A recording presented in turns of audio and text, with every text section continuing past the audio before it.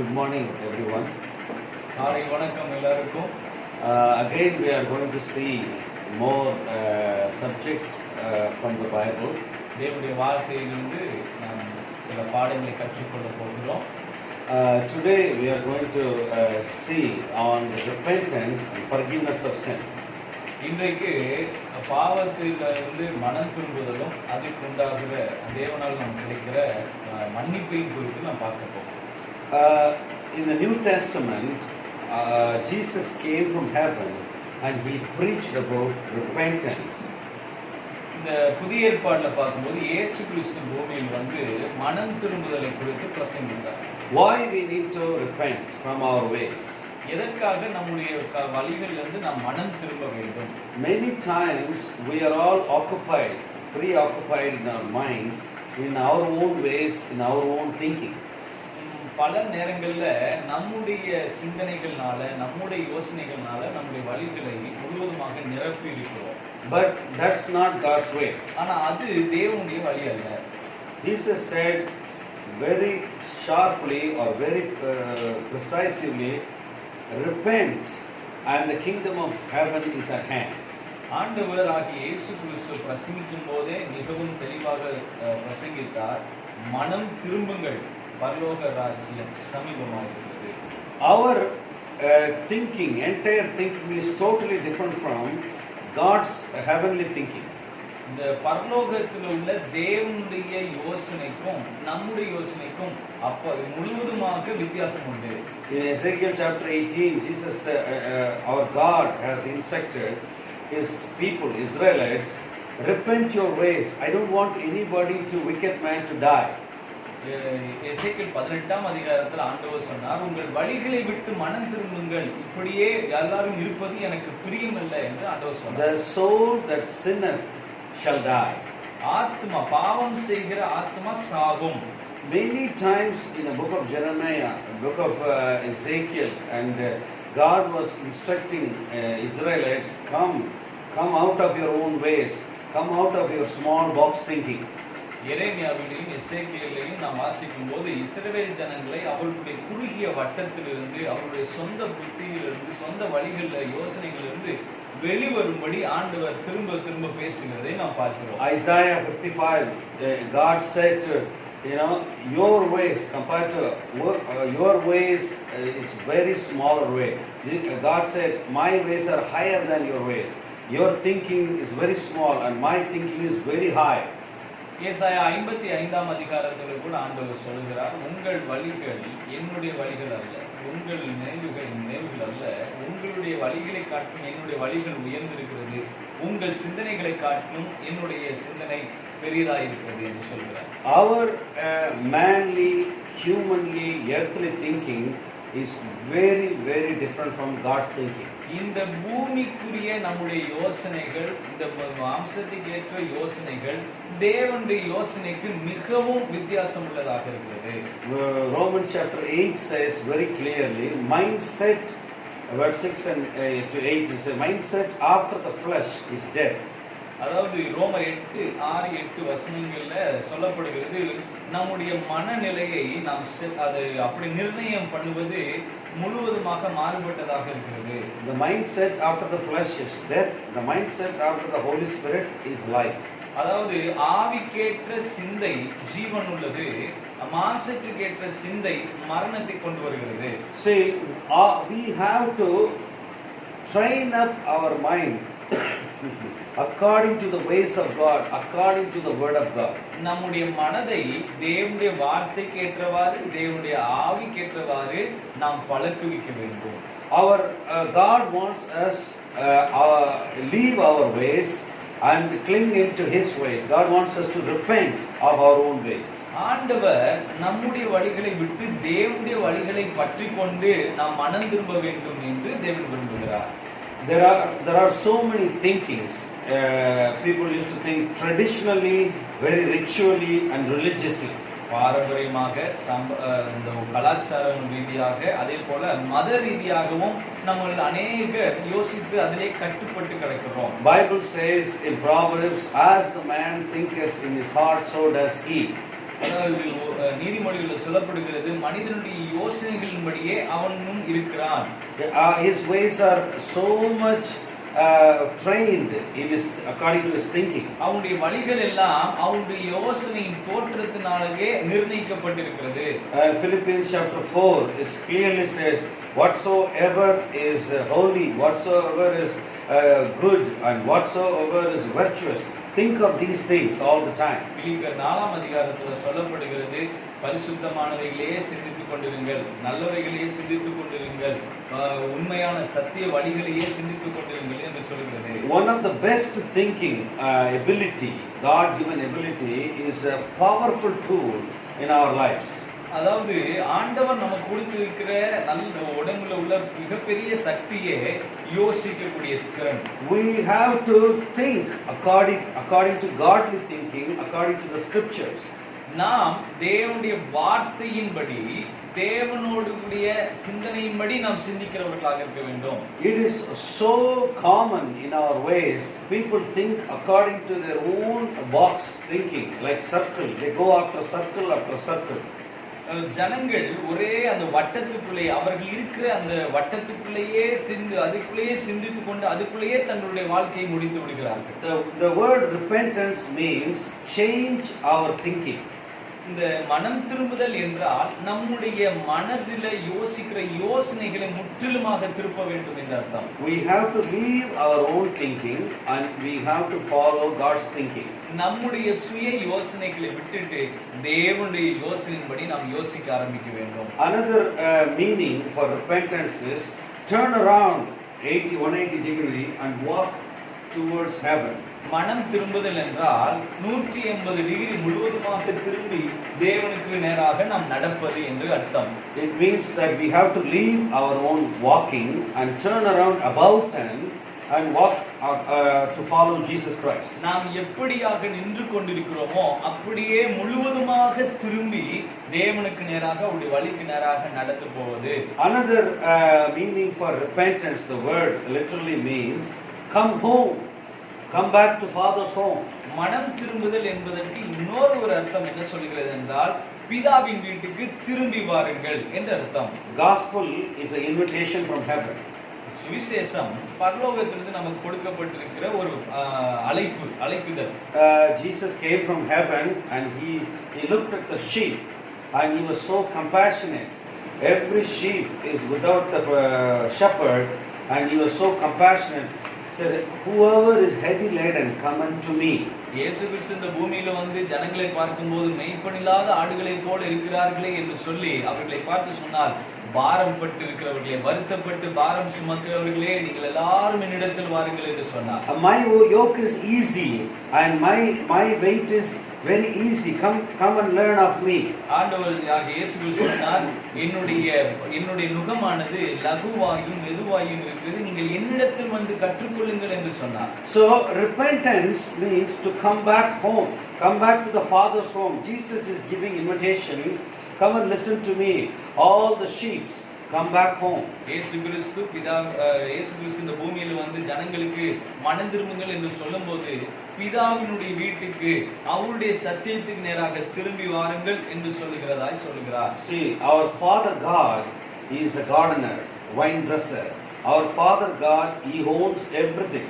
நம்முடைய பிதாவாகிய தேவன் திராட்சை தோட்டக்காரர். அவர் நம்மை இந்த எல்லாவற்றையும் அவரே சுதந்திரித்துக் கொள்கிற அவர்தான் நம்முடைய தலைவராக இருக்கிறார். And Jesus was sent his only son to bring back us to the flock. ஆண்டவராகிய இயேசு கிறிஸ்து பிதாவாகிய தேவனுடைய ஒரே குமாரனாக இருந்து அவர் இந்த பூமிக்கு அனுப்பினது காரணம் சொந்த ஆடுகளை அவருடைய மந்தையில கொண்டு வருவதற்காக. Luke chapter 19:10 said the son of man came to save the lost. 19ஆம் அதிகாரம் லூக்கா 10வது வசனத்தில் சொல்லப்படுகிறது, அவர் இழந்து போனவைகளை அவர் கண்டுகொள்ளும்படியாக, காணாமல் போனவைகளை அவர் மீட்டுக் கொள்ளும்படியாக பூமியில் இயேசு கிறிஸ்து வந்தார். So the repentance we have to, it is a command and it's not an option, it is not a suggestion either you can repent or not. No, we have to repent our ways and come back to God's ways. மனம் திரும்புதல் என்று இயேசு இந்த பூமியில் பிரசங்கிக்கும் போது ஒரு நமக்கு ஆண்டவர் கொடுத்த ஒரு விருப்பமான ஒரு வார்த்தை அல்ல. அது கண்டிப்பாக நாம் வந்து அவரிடத்தில் மனம் திரும்பி வர வேண்டும் என்று தேவன் கொடுத்த கட்டளை. Jesus spoke to all the religious people, Pharisees and Sadducees, in Matthew chapter 23. Woe to you, woe to you, you religious teachers, repent. He said, woe to you, do not hold the law. And he was very, very strict with them. மத்தேயு 23ஆம் அதிகாரத்திலேயும் பரிசேயர்கள், சதுசேயர்கள், வேதபாரகர்கள் எல்லாரையும் பார்த்து இயேசு கிறிஸ்து சொன்னார், இப்படியாக பழைய காரியங்களையே மதசார்பாகவே பேசிக்கொண்டிருக்கிற உங்களுக்கு ஐயோ, மனம் திரும்புங்கள், திரும்பி வாருங்கள் என்று அவர்களுக்கும் ஆண்டவர் கட்டளையாக சொன்னார். At one point he was crying towards the Jerusalem and look at the city, and he was crying, oh Jerusalem, why you are not repenting? அவர் கடைசியாக அவர் எருசலேமை பார்த்து அவர் அழுகவும் செய்து விட்டார், கண்ணீர் விட்டு, நீ ஏன் மனம் திரும்ப மாட்டேங்கிறாய், எருசலேமே திரும்பி வா என்று சொல்லி அவர் பேசினார். See, our ways, we cannot justify ourselves. Our ways are okay. நம்மை நாமே நிதானித்து நம்முடைய வாழ்க்கை, நம்முடைய வழிகள் கரெக்ட் தான், சரிதான் அப்படின்னு சொல்ல முடியாது. God is our father, God is our judge. பிதாவாகிய தேவன் தான் நம்முடைய தகப்பன், அவர் தான் நம்முடைய நீதிபரர். He will always check our ways. We have to come and align with the word of God. அவர் எப்பொழுதும் நம் வழிகளை சீர்தூக்கி பார்க்கிறார். நாம் எப்பொழுதும் இந்த வேதத்தின்படி நடக்கிறோமா என்று நம்மை நாமே நிதானித்து பார்க்க வேண்டும். At one point we can say repentance is a gift. ஒரு கட்டத்தில் நாம் சொல்ல வேண்டும், மனம் திரும்புதல் என்பது ஒரு பரிசு நமக்கு. Also repentance will be a process. It will happen every stage of our life. நம்முடைய வாழ்க்கையின் ஒரு பகுதியாக அது நமக்குள்ள ஒவ்வொரு நாளும் அன்றாட வாழ்க்கையில் நடக்க வேண்டிய ஒரு பகுதி. When disciples, apostles heard the Jesus Christ, they repented and followed him. அப்போஸ்தலர்கள், அதாவது சீஷர்களாக ஆண்டவர் அவர்களை அழைக்கும் போது அவர்கள் அவர்களுடைய வழிகளை விட்டு மனம் திரும்பி இயேசுவை பின்பற்றினார்கள். Then they look at the miracles, all the teachings of Jesus. Slowly the repentance started to in the growing process. அவர்கள் இயேசுவோடு இருக்கும்போது அற்புதங்களையும் அவருடைய சத்தியங்களையும் போதனைகளையும் கேட்கும்போது இன்னும் கொஞ்சம் கொஞ்சமாக முழுமையாக தன்னுடைய வாழ்க்கையில மனம் திரும்புதலை அவர்கள் ஏற்றுக்கொண்டார்கள். Then later on, when Jesus caught up in heaven, Holy Spirit was poured out on the apostles, and they started to share their repentance with wholeheartedly. அதற்கு பின்பதாக இயேசு கிறிஸ்து பூமியிலிருந்து எடுத்துக்கொள்ளப்பட்டு பரிசுத்த ஆவியானவர் அவர்கள் மேல் அறிந்தபோது அவர்கள் மனம் திரும்புதலை குறித்து உலகமெங்கும் பிரசங்கிக்க ஆரம்பித்தார்கள். See, Acts chapter 2, Peter was preaching, you repent, all the Jewish people, he was preaching in Jerusalem, repent your own ways. அப்போஸ்தலர் 2ஆம் அதிகாரத்தில் பேதுரு வைராக்கியமாய் பேசுகிறார், உங்களுடைய வழிகளை விட்டு மனம் திரும்புங்கள். See, when Jesus was preaching about repentance, nobody couldn't understand the complete repentance. But after he went to heaven, the Holy Spirit descended upon them, they fully preaching on repentance. அதாவது இயேசு கிறிஸ்து இருக்கும்போது இந்த மனம் திரும்புதலை குறித்து எல்லாருக்கும் சரியாக புரியவில்லை. ஆனால் அதுக்கப்புறமாக அதை குறித்து சரியாய் புரிந்து கொண்டு இந்த அப்போஸ்தலர்கள் பிரசங்கிக்க ஆரம்பித்தார்கள். The repentance has a different dimension. இந்த மனம் திரும்புதலுக்கு பல கோணங்கள் இருக்கிறது. See, sin is always binds us. Sin is a door for the devil. பாவம் பிசாசினுடைய கதவாக அது நம்மை கட்டுப்படுத்தி வைக்கிறது. Many times sin encroaches and binds the people. எப்பொழுதும் நாம் பார்க்கிறோம், பாவமானது மனிதர்களை கட்டி வைத்து அவர்களை செயல்படாத விடாதபடி செய்கிறது. But when you started to see the light of the gospel, ஆனால் நீங்கள் எப்பொழுது தேவனுடைய சுவிசேஷத்தின் வெளிச்சத்தில் பார்க்கிறீர்களோ, 2 Corinthians chapter 4 verse 4, it says, the glorious gospel of light will shine on us. 2 கொரிந்தியர் 4ஆம் அதிகாரம் 4வது வசனம், இந்த சுவிசேஷத்தின் வெளிச்சம் நம்மில் பிரகாசிக்கும் என்று சொல்லப்படுகிறது. When the god of this world blinds the mind of people, you started to repent slowly. இந்த உலகத்தினுடைய மனுஷன், இந்த உலகத்தினுடைய காரியம் மனிதர்களுடைய கண்களை இருளாக்கும் போது இந்த gospel light goes in. இந்த சுவிசேஷமான வெளிச்சம் அவர்களுக்குள்ள போய் அவர்கள் மனக்கண்களை திறக்க ஆரம்பிக்கிறது. Slowly we started to experience the repentance, and the Holy Spirit started to work in us. அவர்களுக்கு கொஞ்சம் கொஞ்சமாக இந்த வெளிச்சம் போக அவர்கள் மனம் திரும்பும் போது பரிசுத்த ஆவியானவர் அவர்களோடு கூட பிரவேசிக்க ஆரம்பிக்கிறார். One of the good example is Zacchaeus. Jesus was accepted by Zacchaeus. சகேயு தான் ஒரு நல்ல சிறந்த உதாரணம். அவர் இயேசுவை ஏற்றுக்கொண்ட உடனே தன்னுடைய வாழ்க்கை மாறுவதை பார்க்கிறோம். It is said very clearly in Luke chapter 19. லூக்கா 19ஆம் அதிகாரத்தில் அதை குறித்து தெளிவாக சொல்லப்படுகிறது. Sometimes repentance will take some time. சில நேரங்களில் இந்த மனம் திரும்புதல் சில நேரங்களை எடுக்கும். Unless otherwise we open our soul, we open to receive the gospel, it will not happen right away. நம்முடைய ஆத்துமா அதை பற்றிக் கொள்ளும்படி நாம் விட்டு கொடுக்காதபடி பட்சத்தில் அது நமக்குள்ள சீக்கிரமாக செயல்படாது. ஆனால் ஆத்துமா பற்றி கொண்டு விட்டால் அது சீக்கிரமாக நம்முடைய வாழ்க்கையை அது சீர்படுத்த ஆரம்பிக்கும். Sometimes believers in the church, they don't want to repent. சில நேரங்களில் விசுவாசிகள், சபையில் இருக்கிற விசுவாசிகள் மனம் திரும்புவதற்கு விட்டு கொடுப்பதில்லை, விரும்புவதும் இல்லை. They don't believe the scripture and they don't want to repent. அவர்கள் வசனத்தை விசுவாசிப்பதில்லை, மனம் திரும்புவதில்லை, and they don't want to obey the word of God. தேவனுடைய வார்த்தையை கீழ்ப்படிவதும் இல்லை. Immediately they want the anointing. They want anointing and want to go to heaven. உடனே அவர்களுக்கு அபிஷேகம் வேணும், வரங்கள் வேணும், உடனே பரலோகத்துக்கு போகணும். இதைதான் அவர்கள் நினைத்துக் கொண்டிருக்கிறார்கள். There is no duplicate copy of anointing. அதாவது அபிஷேகத்துக்கு ஏதாவது குறுக்கு வழியோ இல்லது ஏதாவது ஒரு டூப்ளிகேட்டோ கிடையாது. That is not God's way. அது தேவனுடைய வழி அல்ல. Many times believers find themselves very hardness of heart to repent.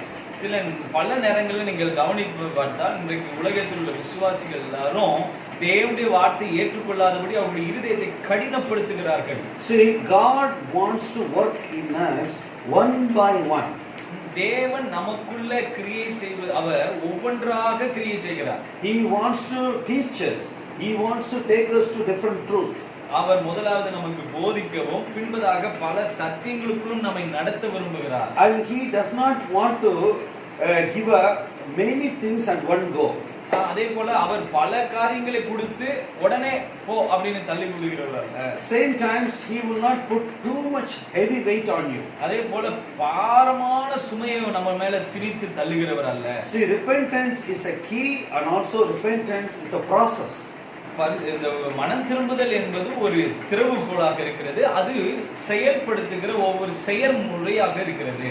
Some believers can be coming to church for 20 years, but they don't want to repent and they become more religious.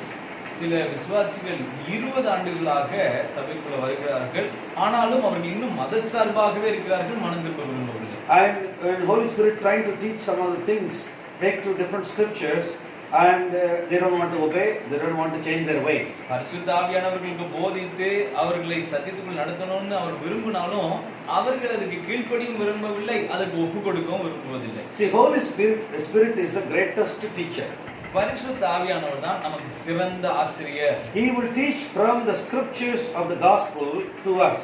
அவர் இந்த வேத வசனத்திலிருந்து சுவிசேஷங்களையும் சத்தியங்களையும் நமக்கு போதிக்கிறவராக இருக்கிறார். The moment we started to receive, there is a light blinking, blink blink blink blink, something like that. நம்முடைய இருதயத்துல இந்த வார்த்தைகளை நமக்கு அதை நாம் ஏற்றுக்கொள்ள ஆரம்பிக்கும் போதே நம்முடைய இருதயத்தில் அது நல்லா பளிச்சிடும். Immediately a person who is struggling with the sin, struggling his life, like book of Acts chapter 2, oh brother, what should I do? What should I do? They asked Peter. அப்போஸ்தலர் 2ஆம் அதிகாரத்துல வேத வசனத்தை கேட்ட உடனே அவர்களுக்குள்ள நடந்தது பாருங்க. நாங்கள் மனம் திரும்ப என்ன செய்ய வேண்டும், நாங்கள் என்ன செய்ய வேண்டும் என்று கேட்டார்கள். அதே போலதான் பரிசுத்த ஆவியானவருக்கு இந்த வேதத்தை நாம் கேட்க அலோவ் பண்ணும்போது இதே போல நடக்கும். You know, Martha and Mary was sitting at the feet of Jesus and listening to the Lord. மார்த்தாலும் மரியாளையும் குறித்து பார்க்கும்போது மரியாள் தேவனுடைய பாதத்தில் இருப்பதையே அவள் சிறந்ததாக எண்ணிக்கொண்டார்கள். Do you want to be teachable? நீங்க ஒரு போதிக்கக்கூடிய அளவாக நீங்க இருக்க வேண்டும் என்று நினைக்கிறீர்களா? See, many times Old Testament God sent his own prophets to teach his children, to teach his kings, repent. I want something to be done in my way. But people were so dumb and hardness of God could not able to repent. அவர் பழைய ஏற்பாடுல பார்க்கும்போது தீர்க்கதரிசிகளை ஆண்டவர் அனுப்பும் போதெல்லாம் என்ன சொல்கிறார்? மனம் திரும்புங்கள், உங்கள் பொல்லாத வழிகளை விட்டு மனம் திரும்புங்கள், நான் உங்களுக்கு வைத்திருக்கிற வழிகளுக்கு உங்களுடைய இருதய கடினங்களை விட்டு என் பக்கம் திரும்பி வாருங்கள் என்று பிரசங்கித்தார். Same way Jesus came with the passion and compassion, and Jesus was full of heart for the people, and he said, come to me, repent, and I will teach you the ways of the Father. அதே போலதான் இயேசு கிறிஸ்து இந்த பூமியில் வரும்போது முழுவதுமாக பாரத்தோட மனதுருக்கத்தோட ஜனங்களை குறித்து உள்ள ஏக்கத்தோடு அவர்களை பார்த்து சொன்னார், என்னிடத்தில் வாருங்கள், நான் உங்களுக்கு பரலோகத்தில் உள்ள பிதாவுடைய வழியை காண்பிப்பேன் என்று சொன்னார். See, nobody is like had a compassion like Jesus. Nobody like the Old Testament prophets. இயேசு கிறிஸ்துவை போல பழைய ஏற்பாட்டிலுள்ள தேவனை குறித்து இயேசு கிறிஸ்துவை போல மனதுருக்கம் உள்ளவர்கள் யாரும் கிடையாது. He came down to earth and begging people to repent. இயேசு கிறிஸ்து தன்னை முழுவதுமாய் தாழ்த்தி எல்லா ஜனங்களையும் பார்த்து கெஞ்சினார். See, the grace of God came through Jesus Christ, and the truth of God came through Jesus Christ in order for us to repent. இயேசு கிறிஸ்து மூலமாக கிருபையும் சத்தியமும் நமக்கு வந்தது. எதுக்காக தெரியுமா? நாம் தேவனை அறிந்து கொள்ள வேண்டும் என்று பொருள். The grace allows us to repent. The truth allows us to wash and mature. அதாவது கிருபை நம்மை அந்த சத்தியத்துக்குள்ள ரட்சிக்கப்படுவதற்கு உதவி செய்கிறது.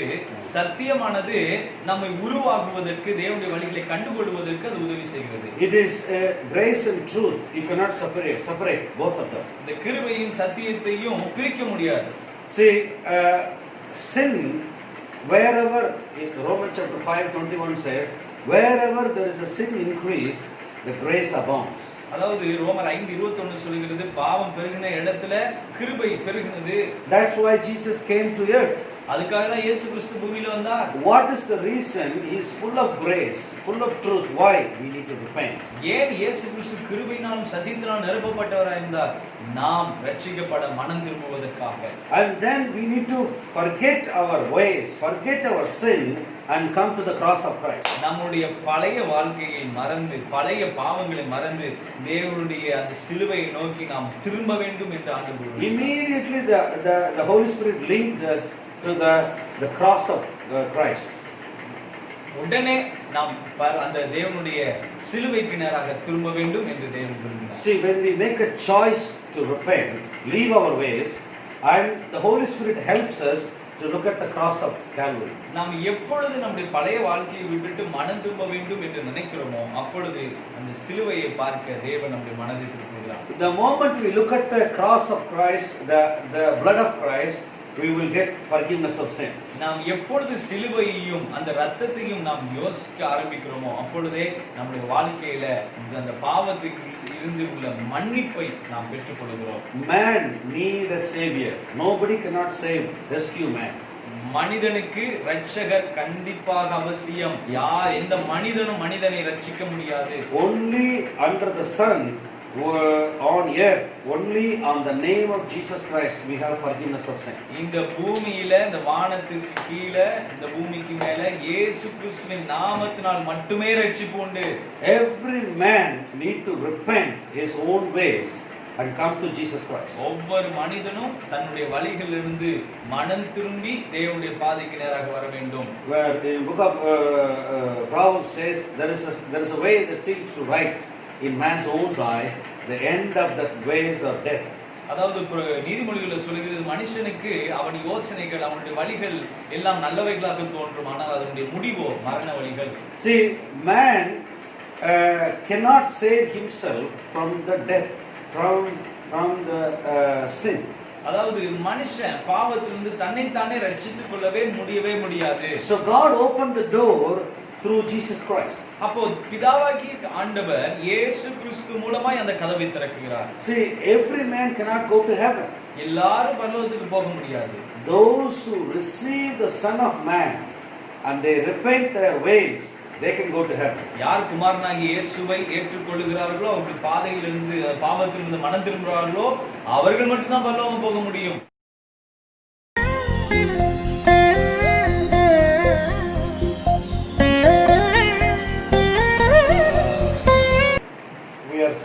thankful to God.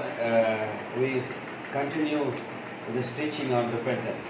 இந்த மனம் திரும்புதலை இன்னும் கொஞ்சம் ஆழமாக நாம் கற்றுக்கொள்ள கர்த்தர் நமக்கு உதவி செய்கிறதுக்காக நன்றி சொல்லுவோம். See, in the Bible, before Jesus Christ came, the people tried to repent, but it is not complete repentance. அதாவது இயேசு கிறிஸ்து இந்த பூமியில் வருவதற்கு முன்பதாக எல்லாரும் மனம் திரும்ப முயற்சி செய்தார்கள். ஆனால் அவர்களால் முழுமையான ரட்சிப்பு அடைய முடியவில்லை. See, in Isaiah 38, chapter 38, King Hezekiah, he was trying to repent of his ways, and he was crying. He turned around towards the wall. He was crying before the Lord. Lord, Lord saw him. ஏசாயா 38ஆம் அதிகாரத்தில் எசேக்கியா ராஜா மனம் திரும்பி சுவர்புறமாக திரும்பி தேவனிடத்தில் இரக்கம் கேட்கிறதை நாம் பார்க்கிறோம். And Bible says he wept bitterly. அவர் மிகவும் மனம் கசந்து அழுதார் என்று வசனம் சொல்கிறது. But finally God had mercy and compassion. Our Lord gave 15 years more. கடைசியாக ஆண்டவர் அவர் மேல் இரக்கம் வைத்து 15 வருஷம் தன்னுடைய ஆயுசு நாட்களை ஆண்டவர் கூட்டி கொடுத்தார். See, that is not compared to what Jesus, when you repent your ways and come to Jesus. ஆனால் இதை வைத்து நாம் இயேசு கிறிஸ்து நமக்கு கொடுக்கிற மனம் திரும்புதலை நாம் ஒப்பிட முடியாது. See, the wages of sin is death, but the eternal life is through, when you believe Jesus Christ, you will get eternal life. பாவத்தின் சம்பளம் மரணம், ஆனால் ஆண்டவராகிய இயேசு கிறிஸ்துவினால் நமக்கு கிடைக்கிற கிருபை வரமோ நித்திய ஜீவன். See, when David sinned, in the Old Testament, Psalm 51, he was so much struggling and he wants to come back to the Lord. தாவீது பழைய ஏற்பாட்டுல பாவம் செய்யும்போது அதிலிருந்து வெளியில வருவதற்கு மிகவும் கடினப்பட்டு கஷ்டப்பட்டு தேவனிடத்தில் மனம் திரும்பி வருவதற்கு முயற்சி செய்கிறார். And he cried and he wept. He sat, he had a sackcloth and he said, "Create in me a clean heart, O Lord. Renew a right spirit within me." அதாவது அவர் சாக்கு துணியில் இருந்து மனம் கசந்து போராடி அவர் அழுது ஆண்டவருடைய சமூகத்தில் ஜெபிக்கிறார். ஆண்டவரே, எனக்குள்ள புதிய இருதயத்தை சிருஷ்டியும், உம்முடைய ஆவி என்னிடத்திலிருந்து எடுத்துக்கொள்ளாதிரும் என்று கெஞ்சுகிறார். And he was so much crying out to the Lord, and he knew that his sin was so big he couldn't alter it, he couldn't get out of it. அவர் தாவீது செய்த பாவம் மிகவும் கொடுமையானது, அதிலிருந்து வெளியில வரவே முடியாது என்கிற அவ்வளவு பாரத்தோடு கூட தேவனை பார்த்து அவர் மன்றாடுகிறார், கூப்பிடுகிறார், கெஞ்சுகிறார். See, man is so devastated when he does sin. The devil is a cheater, devil is a liar, and devil is a murderer. அதாவது பிசாசு திருடன், அவன் கொள்ளையடிக்கிறவன், அவன் கொலை செய்கிறவன், அவன் மனதை குறுகிப்படுத்தி இதிலிருந்து வெளியிலே வர முடியாது என்று தவறான நோக்கத்தை மனிதர்கள் எடுத்து திரும்புகிறவன். They will always try to lock the people and make them to fear and deceptive and take them to hell. பிசாசு ஒரு வஞ்சனையை உள்புகுத்தி அதிலிருந்து ஜனங்களை எப்படியாவது அவர்களை திருடி பாதாளத்துக்கு கொண்டு போக வேண்டும் என்று முயற்சி செய்கிறார். Devil always used to say repentance is impossible. God cannot approachable. God cannot be approachable. God cannot receive you, accept you. It is bad. That's what he used to tell you in your mind. பிசாசு நம்முடைய மனதில் வந்து, நீ செய்த தவறுக்கு நீ பாவத்துக்கு மன்னிப்பே கிடையாது, நீ திரும்பவே முடியாது, நீ மனம் திரும்பவே முடியாது, நீ திரும்ப பாவம் பண்ணிட்டே தான் இருப்ப, நீ எல்லாம் பரலோகத்துக்கு போக முடியாது என்கிற அந்த குற்ற மனசாட்சியும் நம்மை வஞ்சிக்கிறவனுமாக இருக்கிறான். And also it says it is a fiery darts of the devil. Ephesians chapter 6 says he will throw to your mind, and he never allow you to come back to God as a son of God. Come back to God and ask forgiveness and repentance from the Lord. எபேசியர் 6ஆம் அதிகாரத்தில் சொல்லப்படுகிறது, பிசாசு கொள்ளாத காரியங்களை நம்முடைய மனதில் எய்து அவன் தேவனுடைய சமூகத்தில் நம்மை திரும்பியே வரவிடாதபடி, அவரோடு கூட ஒப்புரவாகாதபடி நம்மளை தடை செய்து கொண்டே இருக்கிறான். That is his job. That is his deceptive ways. அவனுடைய வேலையே வஞ்சிக்கிற வேலை, அது அவனுடைய வஞ்சிக்க தந்திரமான காரியங்கள். See, our mind is a battlefield. நம்முடைய மனது போர்க்களம். He always struggles with the truth and lie. அது எப்பொழுதும் பொய்க்கும் உண்மைக்கும் இடையே நடக்கிற ஒரு பெரிய போர்க்களமாக இருக்கு. But when we make a choice to repent and come to Jesus Christ, oh, I want to turn around from my ways, turn around from my sin, and I want to choose Jesus, then the repentance started to work in. ஆனால் அதிலிருந்து நாம அது மனம் திரும்பி நம்முடைய வாழ்க்கையை நம்முடைய வழிகளை விட்டு திரும்பி தேவனுடைய வழிகளுக்கு நேராக நம்ம திரும்ப நினைக்கும் போதே நம்முடைய மனம் திரும்புதல் நம்முடைய வாழ்க்கையில் அது செயல்பட ஆரம்பிக்கும். And when Jesus was hanging on the cross, that there was a man, he was a really thief and murderer on the right hand side of his, when Jesus was hanging on the cross, he knew how bad he is. அதாவது சிலுவையில் அறையப்படும் போது இயேசு கிறிஸ்து பக்கத்தில் ஒரு கள்ளன் கூட அவன் கொலைகாரனாக இருந்து தவறு செய்திருந்தாலும் ஆண்டவர் யார் என்பதும் தான் யார் என்பதையும் வித்தியாசப்படுத்தி உணர்கிற மனுஷனாக இருந்தான். See, true repentance must be from your heart. அதாவது உண்மையான மனந்திருந்தல் உங்களுடைய இருதயத்திலிருந்து வர வேண்டும். And he said, Lord, remember me in your paradise. Remember me, Lord, in your kingdom. அவர் இப்படியாக அந்த கள்ளன் ஆண்டவராக இயேசு கிறிஸ்துவை பார்த்து சொன்னார், நீர் உம்முடைய ராஜ்யத்தில் வரும்போது என்னை நினைத்தருளும் ஆண்டவரே என்று சொன்னார். See, when two men went to prayer at the temple, there was a tax collector, there was a Pharisee. ரெண்டு பேரும் ஜெபிக்கிறதுக்கு தேவாலயத்துக்கு போறாங்க, ஒரு பரிசேயன் ஒரு ஆயக்காரன். And this was written in Luke chapter 18. லூக்கா 18 எழுதப்பட்டது. So, and the tax collector said, Lord, I am unworthy to come to the temple. அந்த ஆயக்காரன் ஆண்டவரை பார்த்து சொல்லுகிறார், இந்த ஆலயத்துக்கு வருவதற்கு கூட நான் பாத்திரன் அல்ல. He thinks lowly of himself and he wants to repent in the presence of God. அவன் தேவனுடைய சமூகத்துல தன்னை ஒப்பிட்டு பார்த்து நான் இதுக்கு வருவதற்கு தகுதி இல்லை என்று தேவனுடைய சமூகத்தில் தன்னை அர்ப்பணிக்க முயற்சி பண்ணுகிறான். See, that is the attitude when you repent of your ways. இதுதான் ஒரு உண்மையான மனந்திருந்தல் வரும்போது நமக்குள்ள இருந்து வெளிப்பட வேண்டிய சுவாபம். And we never think and justify our ways. I can do some adjustment or debate with God. நம்முடைய வழிகளில் இருந்து நம்ம எப்படியாவது சில காரியங்களை நம்ம அட்ஜஸ்ட் பண்ணிக்கலாம், இப்படி சரி பண்ணிக்கலாம்னு சொல்லி நம்ம எப்படியாவது நுழைஞ்சலாம் நம்ம நினைக்க முடியாது. Isaiah chapter 1, God was calling Israel people. ஏசாயா 1ஆம் அதிகாரம் ஆண்டவர் தம்முடைய இஸ்ரவேல் ஜனங்களை அழைக்கிறார். Come to me all you children of Israel, come to me.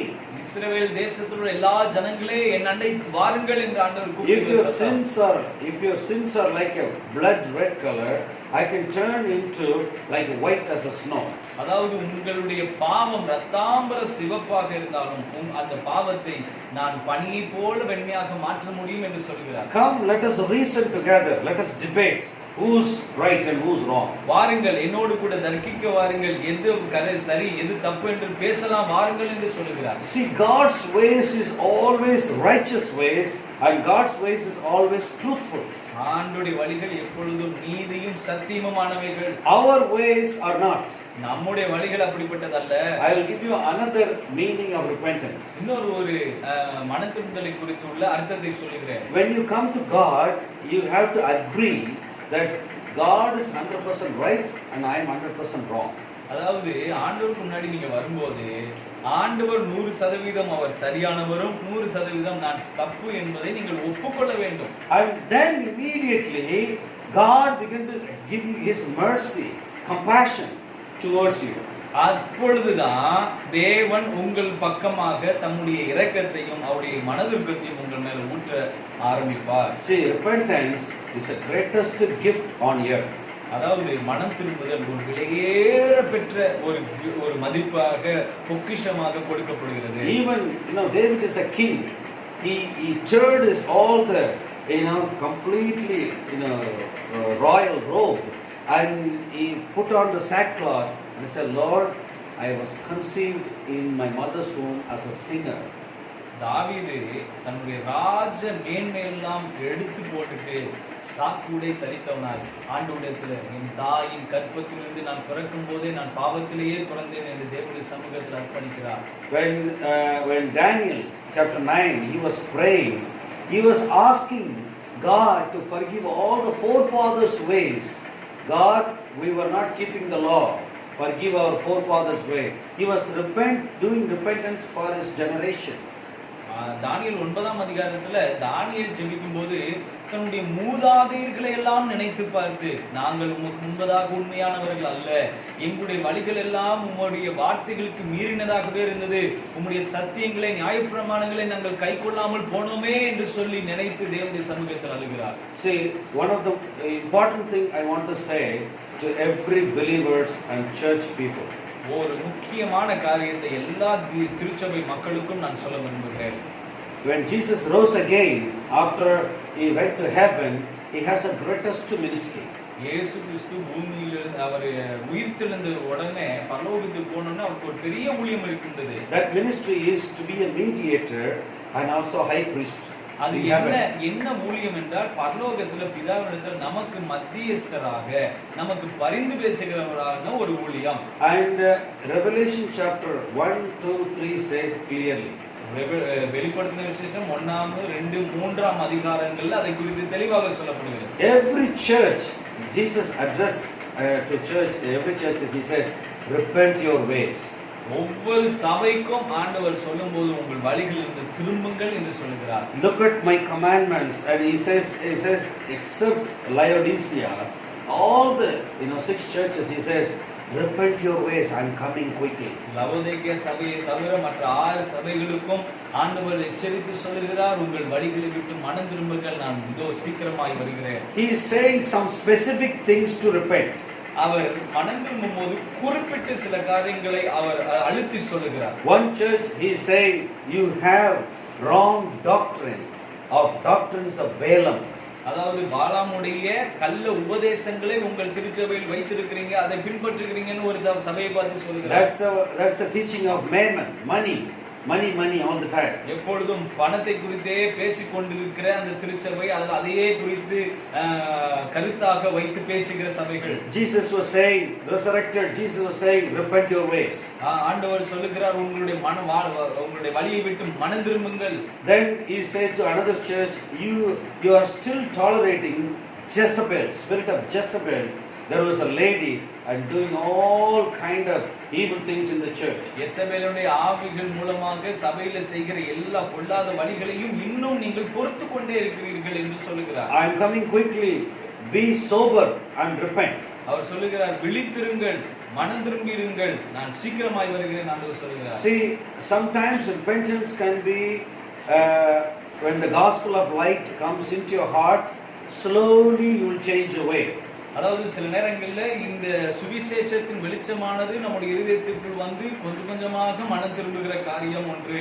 Sometimes we have to weep and ask the Lord change my ways. சில நேரங்கள்ல நாம் தேவனுடைய சமூகத்தில் மனம் கசந்து அழுது என்னுடைய வழிகளை மாற்றி அருளும் ஆண்டவரே என்று கெஞ்ச வேண்டும். Sometimes in our marriage, in our parenting, or sometimes in our walk with God, if we have a bad ways, God will teach us to immediate repent. அதாவது சில நேரங்களில் திருமண வாழ்க்கையில அல்லது குழந்தைகளை வளர்க்கிற விஷயங்கள்ல அல்லது நம்முடைய சாதாரண வாழ்க்கையானாலும் நம்முடைய தேவனோடு கூட இருக்கிற வாழ்க்கையானாலும் எல்லாவற்றிலும் தேவன் நமக்கு கற்றுக் கொடுத்து நம்முடைய வழிகளை எப்படி சீர்படுத்த வேண்டும் என்று நமக்கு சொல்லிக் கொடுக்கிறவராக இருக்கிறார். Repentance is a blessing. அதாவது மனம் திரும்புதல் நமக்கு பெரிய ஆசீர்வாதம். When you repent, you will see the kingdom of heaven, kingdom of God, then the blessing of God will come back to you. நீங்கள் மனம் திரும்பும்போது பரலோக ராஜ்யத்தை பார்க்க முடியும், உங்களுக்கு எல்லா ஆசீர்வாதங்களும் உங்களுக்கு வந்து சேரக்கூடியதா இருக்கிறது. Because in your own ways you cannot manipulate or you cannot ask God to try to do your own way. அதாவது உங்களுடைய சொந்த வழிகளில் நீங்கள் தேவனை எப்படியாவது அவரை ஒப்புக்கொள்ள வைத்து விடலாம் என்று நீங்கள் நினைக்கலாம். அப்படி நினைத்து செய்ய முடியாது. Individual repentance is different from corporate repentance. தனிப்பட்ட மனம் திரும்புதலுக்கும் கூட்டாக சேர்ந்து மனம் திரும்புதலுக்கும் வித்தியாசம் இருக்கிறது. And family, as a family, sometimes we need to repent. சில நேரங்களில் நாம் குடும்பமாக மனம் திரும்ப வேண்டியது இருக்கிறது. If we done anything very bad things. இப்போ குடும்பமாக சில காரியங்களை சில தவறான காரியங்களுக்கு நாம் அனுமதித்து செய்திருந்தோம் என்றால், in coming teachings, I will give you more examples. இனி சில அடுத்து வருகிற வகுப்புகள்ல நான் இன்னும் சில உதாரணங்களை உங்களுக்கு சொல்ல விரும்புகிறேன். My brothers and sisters, I beg you. அன்பான சகோதர சகோதரிகளை உங்களை நான் கெஞ்சி கேட்கிறேன். The time is very short. நேரம் மிகவும் சிறிதாக இருக்கிறது. God is going to come back. Jesus is at the door. ஆண்டவர் சீக்கிரம் வரப்போகிறார். இயேசு கிறிஸ்து வாசல் கதவு அருகே நிற்கிறார். We have to repent our ways. நம்முடைய வழிகளை விட்டு மனம் திரும்ப வேண்டும். Devil will teach you, once saved, always saved. பிசாசு நமக்கு சொல்வான், ஒரு தடவை ரட்சிக்கப்பட்டா முழுமையா ரட்சிக்கப்பட்ட ஆயிட்டு இருந்து. Bible says work out your salvation every day. ஆனால் வேதம் சொல்லுகிறது ஒவ்வொரு நாளும் உங்களுடைய ரட்சிப்பை நீங்கள் செய்து கொண்டே இருக்க வேண்டும், காத்துக்கொள்ள வேண்டும். And Hebrew chapter 3 says listen to the Holy Spirit every day. எபிரேயர் 3ஆம் அதிகாரம் சொல்லுது ஒவ்வொரு நாளும் பரிசுத்த ஆவியானவருக்கு கீழ்ப்படியுங்கள். Jesus is going to return back to the earth very soon. இயேசு கிறிஸ்து இந்த பூமிக்கு வெகு சீக்கிரமாக வரப்போகிறார். So I ask brothers and sisters individually, repent your ways and come back to Jesus Christ. Listen to the Holy Spirit. அன்பான சகோதர சகோதரிகளே, உங்கள் எல்லாருக்கும் நான் சொல்லுகிறேன், உங்கள் வழிகளை விட்டு மனம் திரும்பி பரிசுத்த ஆவியானவருக்கு இடம் கொடுத்து நீங்கள் தேவனிடத்தில் திரும்பி வாருங்கள். And churches has to be like a wise virgin. சபை புத்தியுள்ள கன்னிஸ்திரீகளை போல அவர்கள் மாற வேண்டும் என்று நான் சொல்கிறேன். Five foolish virgin and 5 wise virgin. 5 புத்தியில்லாத ஸ்திரீகள், 5 புத்தியுள்ள கன்னிஸ்திரீகள். And Matthew chapter 25. மத்தேயு 25ஆம் அதிகாரத்தில் சொல்லப்படுகிறது. And we have to be a wise 5 virgin. சபைகள் இன்றைக்கு புத்தியுள்ள கன்னிகைகளை போல நாம் ஞானமுள்ளவர்களாக இருக்க வேண்டும். So I bless you and I will meet you with the next teachings. God bless you. இயேசுவின் நாமத்தில் உங்களை ஆசீர்வதிக்கிறேன். நமக்கு அடுத்த வகுப்பில் நாம் சந்திக்கலாம்.